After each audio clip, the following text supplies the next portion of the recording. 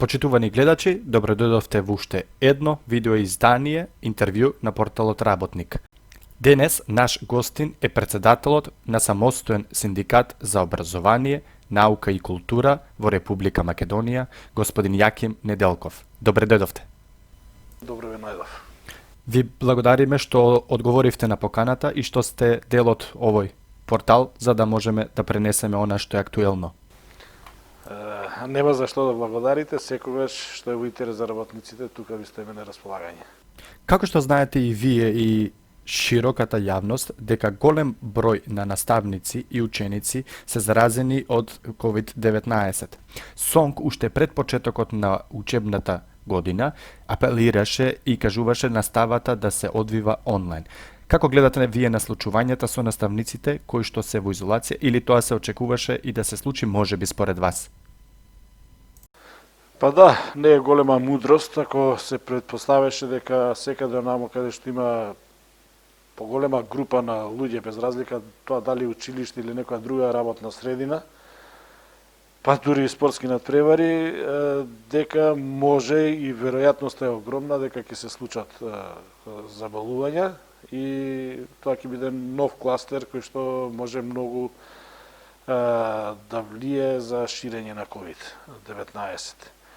Без разлика на тоа што моето лично убедување дека се користат сите протоколи со кои што условно кажано би се превентирале од заразата, меѓутоа сепак еве сведоци сме дека учениците се атипични, односно асимптоматски преносители на вирусот кој што еве доаѓа до наставниците и сега имаме ситуација каде што се заразуваат наставници или вработени во училиштата и идат во изолација цели одделенија практично во училиштето.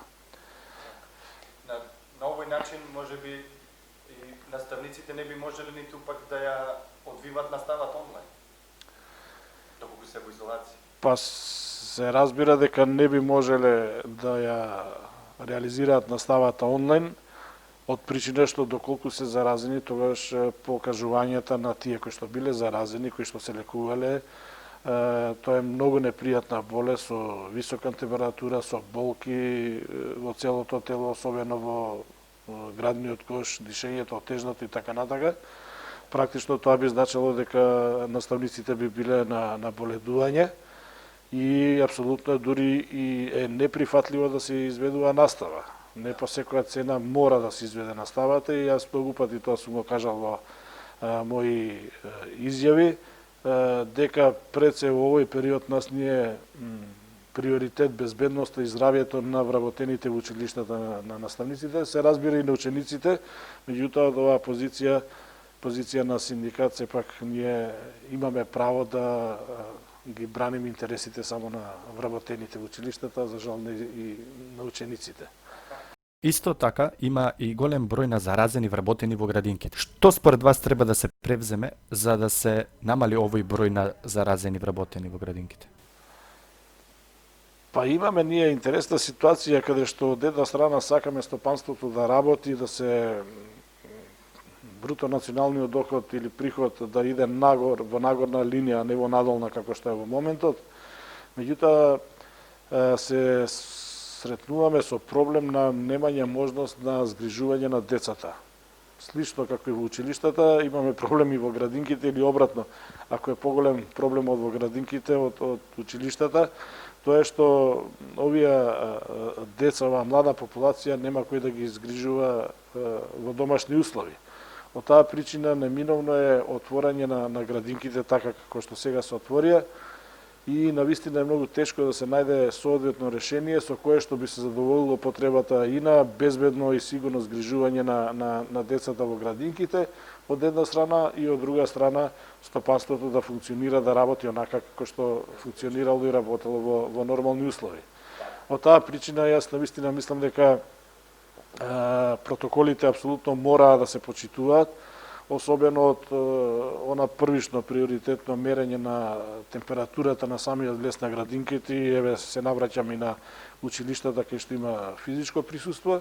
Значи во тој дел апсолутно мора да се води грижа и останатите оние мерки на протоколот доколку е и колку е возможно држење на дистанца во градинка, тоа навистина не сум сигурен, меѓутоа хигиена и така натака.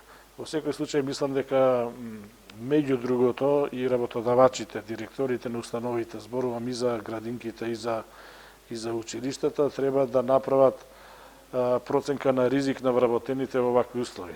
За жал, моите информации кажуваат дека многу ретко или во многу малку установи во државата е направена проценка на ризик на вработените, а тоа е законска обврска на работодавачот. Мора да се направи проценка на ризик, мора да се види кој вработен, кој воспитуваш, неговател или наставник, какви му се ризичните години во однос на COVID-19 и работодавецот да преземе, практично директорот да преземе мерки и активности соодветни со кои што овие загрозени вработени би ги повлекол и не би имале директен контакт со учениците, со децата, со родителите и би се избегнала можноста за зараза. Вие како синдикат, како СОНК, кој е вашиот нареден чекор кој би го превземале во однос на овие прашања? Еве, на ваков начин, на слични начини, преку апелирање, ова е предупредување на работодавачите да превземат мерки за безбедност и заштита на вработените. Практично тоа има законска одредба. Се спротивно, доколку не превземат мерки, тоа би било и кршење на закон кој што би од тука натака би имало санкции. За волја на вистината и во ова прилика сакам да ги предупредам, значи ова не е никаква закана, меѓутоа е предупредување до надлежните, до директорите пред се, до општината, да направат проценка на ризик, да ги утврдат годините на старост, така се вели тој термин, години на старост на COVID-19 и да направат реорганизација на работниците во нивните установи. Би сакал уште да истакнам дека на секој оној заболен од ковид ќе треба пред се да информира трудовата инспекција.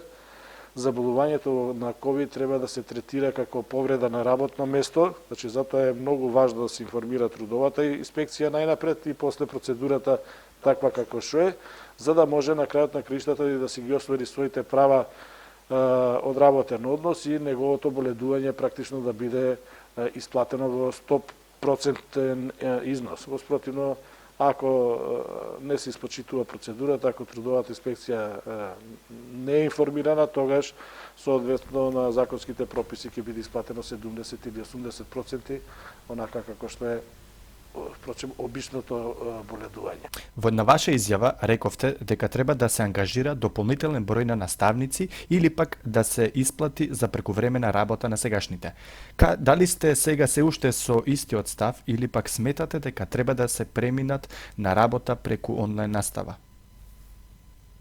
Па воспитно-образовниот процес е многу сложен процес каде што се воспитуваат и образуваат популација од 6 годишна возраст па до веќе завршување на средно образование, зборувам за основно и средно образование до некаде 18 години.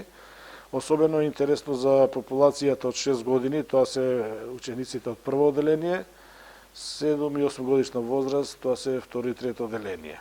Значи, ние генерално бевме и сме се уште во вакви услови за онлайн настава, иако испитувањата кажуваат дека тоа е многу по-лош модел на едукација на учениците во вакви услови како што ги имаме во Македонија, да, значи ефикасноста е на пониско ниво во однос на физичкото присуство на ученици и она до вчерашна што се вели класична интерактивна настава, применувајќи ги сите други нови модели на комуникација помеѓу учениците и наставниците.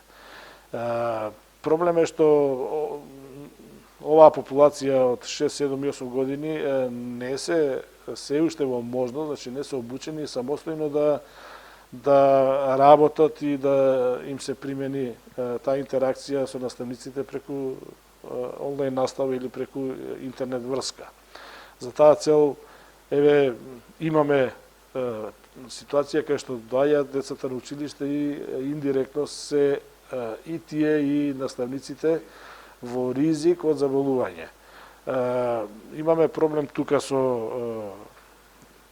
од една страна ова што го кажав, од друга страна е друг проблем каде што согласно одлуката на владата, протоколите и законот за основно и средно образование, секаде онаму каде што групата, односно класот, одделението надминува повеќе од 20 ученици, паралелката се дели на две групи. Практично сега имаме удвојување на наставните часови, за кои што имаме намален број на извршители, односно наставници. Од таа причина и нашиот став беше многу јасен дека дупло одржување на часови е невозможно и тоа наставниците ние како синдикат нема да го прифатиме, од проста причина нешто не сакаме, него што не можеме. А тоа зошто не можеме, секој просветен работник многу точно ќе знаеш за што зборувам, дуплирање на часови без разлика што се скратени по 10 минути, тоа е практично невозможно и психички и физички да се издржи и еве имаме ситуација каде што на колегите ни јавуваат за веќе и несакани последици, а тоа е веќе и паѓање, буквално паѓање од исцрпеност и психичка и физичка на самото работно место. Па интервенира и брза помош и медицински екипи, така да навистина надлежните. Квалитетот е намален, концентрацијата. Апсолутно веќе за квалитет тука и не може да се зборува, бидејќи е доста исцрпувачка работа, психичка е работата. И од тој аспект дефинитивно директорите мора да преземат мерки за надминување на ваквата ситуација. Ние во изминатиот период имавме доста конструктивна работа со Министерството за образование и наука, изнајдовме начини, модели како може да се надмине ваквата состојба. Во текот на денешниот ден очекувам да таа информација стаса и до училиштата, до директорите и врз основа на тоа известување од Министерството за образование треба директорите да постапат. Што би значило тоа? Има повеќе опции за надминување на двојното работење на наставниците. Едно од начините е да се ангажира дополнителен број на наставници, секаде онаму кај што има потреба да се ангажира дополнителен број наставници како за редовна настава, така и за продолжителен престој на учениците кои што би останувале во училиште. Друг модел е кој што би можело да доколку се разбира наставникот сака и може и е способен да работи со двете групи, каде што ќе му се плата дополнителните часови за кои што се ангажирал наставникот. Тоа би значило прекувремена работа и би се плаќале тие прекувремени часови. Тука би дошол и еден од помоштите кои што би биле во комбинација со овој наставник за во двете групи, тоа би биле туторите. Тутор е термин со кој што се карактеризираат волонтери кои што би сакале да работат во образование. Тоа се студентите кои што најчесто во завршните години од своите студии, кои што би практицирале во училиштата, би добиле пракса за работа и така натака, сето тоа би било од корист на училиштата. И имаме уште една работа за која што сакаме да информираме, а тоа е имаме голем број на училишта кои што за жал не се технички опремени, не може во училиштата да се изведува онлайн наставата, од причина што интернет врската е многу слаба, од причина што компјутерите имаат лоша конфигурација и така натака. Има наставници кои што сакаат место додатна работа да извршуваат работата од сопствениот дом, со сопствен компјутер, со сопствен интерес, значи не велам сите, не велам генерално, меѓутоа има наставници кои што сакаат и бараат да им се овозможи, директорот, општината, министерството, да им се овозможи да работат од дома. Сметам дека е тоа добра идеја, дека треба да им се дозволи тоа. Од една страна вработените ќе имаат можност за поквалитетно да изведуваат наставата, од друга страна наидуваат зимски денови, па училиштата доста би и заштедиле во однос на грејење, струја и така натака, што значи дека и за оваа опција треба директорите многу сериозно да поразмислат. После вашата прва средба со министерката за образование и наука Мила Царовска, рековте дека еден од приоритетите е колективен договор за вработените во високото образование. Докаде со овој колективен договор? Па да, во работна средба со министерката, јас од името на СОНГ ги пренесов сите работи за кои што министерката требаше да биде информирана од аспект на синдикати, за што се би требало да во наредниот период да посветиме простор и време, меѓу кои го издвоивме колективниот договор за високо образование и наука, како и колективните договори за ученички и студентски домови. Министерката се согласи дека има и други прашања на кои што треба да работиме, меѓутоа како приоритет во овој период би требало да завршиме со колективниот договор за високо образование и наука. Се согласувам, една од причините е што основното и средното образование во изминатиот период има зголемување на платите од дополнителни 10%, кои што беа предвидени и договорени за високото образование. Испадна тоа што испадна, би рекол незаслужено, високото образование и наука не ги зема тие 10%. Причините во овој момент може би не се битни, меѓутоа битно е што немаат колективен договор, не е се само во платата, има и други придобивки со случување на колективен договор. И јас сум убеден дека до крајот на оваа календарска година ќе се заврши колективниот договор, ќе биде подпишан и негова имплементација најоптимистички би очекувал да биде од 1 јануари 2021 година. Се разбира, во овој период е многу битно кога се креира буџетот за идната година, во рамките на буџетот за високо образование и наука да бидат планирани тие средства. Тоа би било, да, дефинитивно тоа би било доказ дека навистина високото образование и наука ќе го добијат она минимално, би рекол, зголемување од 10% со оглед на тоа што знаеме колку се нивните плати, а тоа се релативно ниски плати, тоа што го одвојува државата за високото образование и наука, сепак и овие 10% би им дошле добре доедени. Господин Јаким, ви благодарам уште еднашка за гостувањето, за исцрпните, темелните и конкретните одговори. Ви благодарам на поканата и ви стојам на располагање секогаш во секоја прилика да давам изјави или да правим интервјуа за порталот Работник.